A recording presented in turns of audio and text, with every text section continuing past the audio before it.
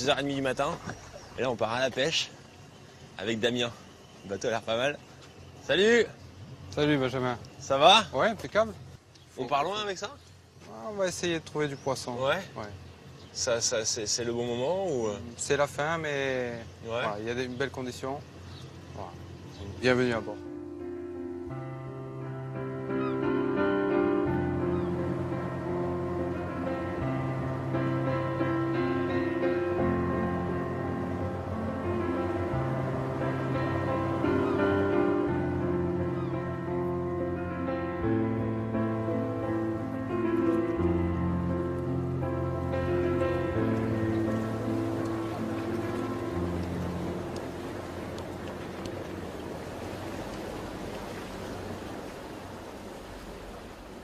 Bon Damien, par contre, faut que tu m'expliques un peu. Moi, la seule pêche que je connais, c'est la canne au bord du lac.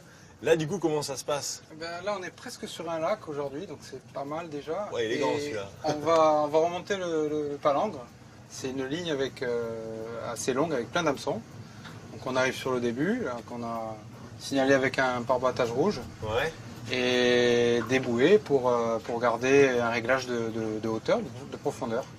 Donc voilà, on va remonter ça avec un système hydraulique et on espère voir du poisson accroché. Ça reste quelques heures parce qu'il faut essayer de capturer les poissons vivants. On a mis cette nuit en place. Le jour s'est levé déjà depuis une petite heure, mais on va attaquer maintenant. Donc là, t'as combien de lignes? 10 km de palangre au total. Ah ouais, quand même. Voilà. 200 hameçons accrochés. C'est la sélectivité, on met des gros hameçons avec des gros appâts, parce qu'on essaie de prendre des gros poissons. Cette technique de pêche, elle est sélective par force. S'il y a du mauvais temps, on ne peut pas sortir. Quand il est passé, qu'il est parti en migration et qu'il est parti pour la reproduction, on n'arrive pas à les attraper. Donc on n'a même pas besoin de dire arrêtez de pêcher. C'est déjà limitatif. Et ça, c'est intéressant, parce qu'il n'y a pas besoin de mettre de gendarme après. On est limité par la technique. Donc il faut couvrir une belle surface pour espérer avoir 1, 2, 3 poissons. Donc ça paraît long, 10 km, mais au final, c'est pas grand-chose dans l'immensité qu'on voit là.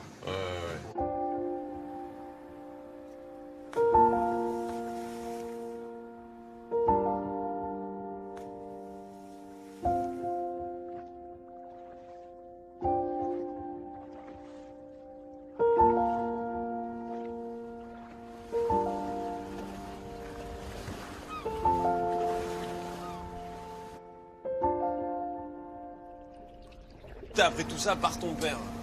J'ai un bon héritage de mon père au niveau des connaissances. Depuis jeune, je suis allé sur son bateau. J'ai été imprégné par cette pêche, par ces poissons aussi, parce que quand ça sort de l'eau, c'est captivant, quoi. La nature fait bien les choses et c'est magnifique, quoi. C'est une merveille. De vouloir faire ce type de pêche-là au palangre, ça fait que t'en ramasses pas beaucoup. Et la preuve, là, pour l'instant, on n'a pas encore un poisson. Je reste comme un agriculteur dans son jardin avec mon petit motoculteur. J'ai pas pris le grand tracteur avec toute la machinerie qui va derrière. Ça reste une échelle plus qu'humaine. J'ai envie de sortir les poissons de l'eau un par un, de les contempler, de les regarder, de les couper, de les amener dans l'assiette. Là, je préfère ce côté-là. Chacun ses choix. Ça, c'est le mien.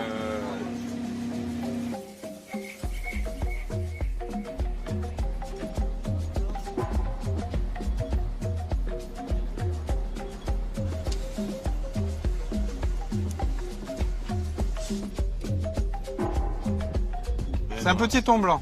C'est même pas un thon. Il est mort. Il est mort. Bon, c'est pas un vieux poisson, hein? Non, il est pas vieux. La taille qu'il fait, il est pas vieux. Il a des belles couleurs quand même. Bon, pour un premier poisson, Pas mal, pas mal, pas mal. mais tu aurais pu mieux faire. Ouais.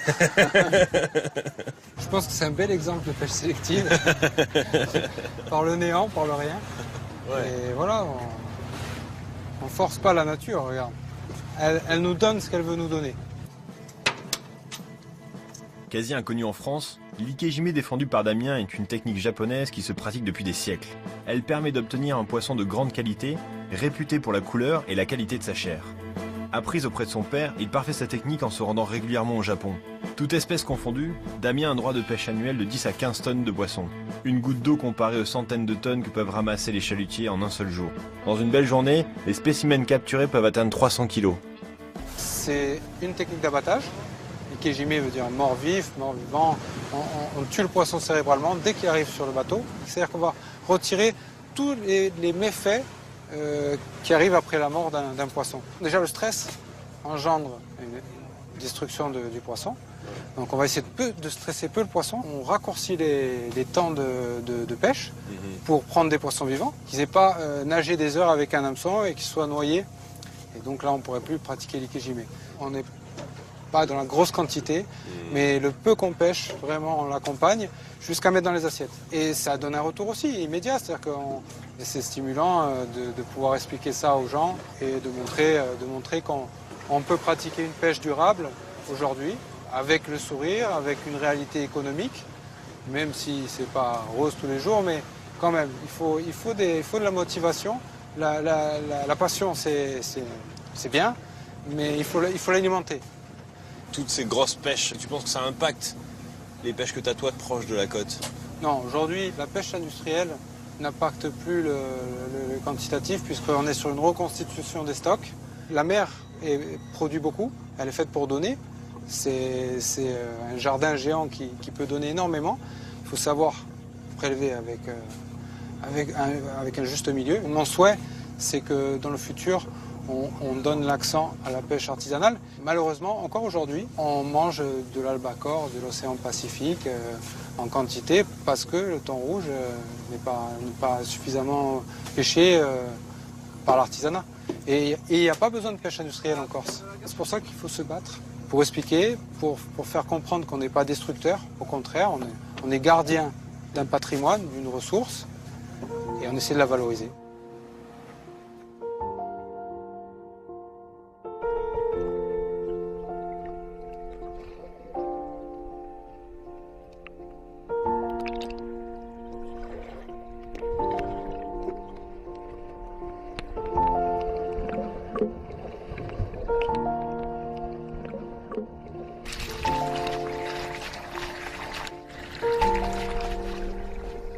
De retour à quai, Damien me guide vers sa poissonnerie-restaurant pour une leçon de découpe, une étape aussi cruciale à ses yeux que la pêche en mer.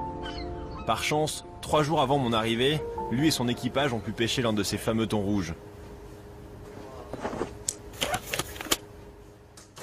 Avant de l'utiliser, il le laisse tranquillement maturer pour développer tous ses arômes, tout en conservant une texture ferme et fondante.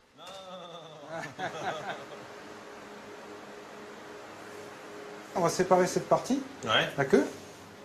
Voilà. Tu suis cet alignement. Ouais. Après, chacun a ses méthodes, mais... Je me mets là, ce niveau-là, là, avant la nageoire et le...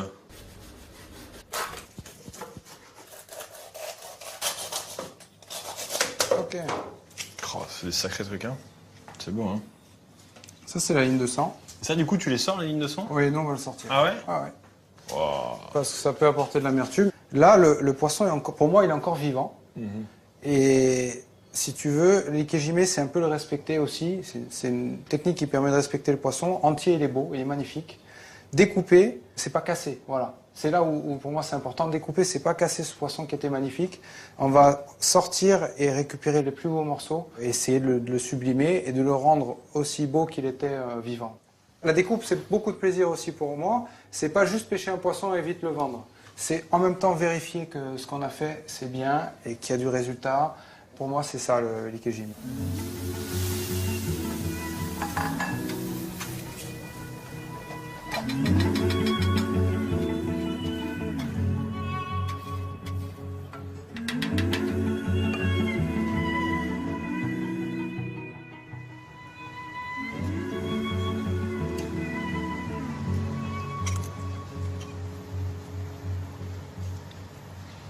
C'est dingue, hein. Les arômes qui ressortent. C'est vraiment un poisson qui est plus pointu que... D'en avoir goûté au Japon, t'as pas autant d'arômes qui ressortent. Ça n'a rien à voir. Ouais. Et ils sont choqués quand ils goûtent ça au Japon. Et ce qui est fou, dans un même poisson, c'est rare, il n'y a pas beaucoup de poissons comme ça, d'avoir autant de différence entre un morceau et un autre au niveau goût.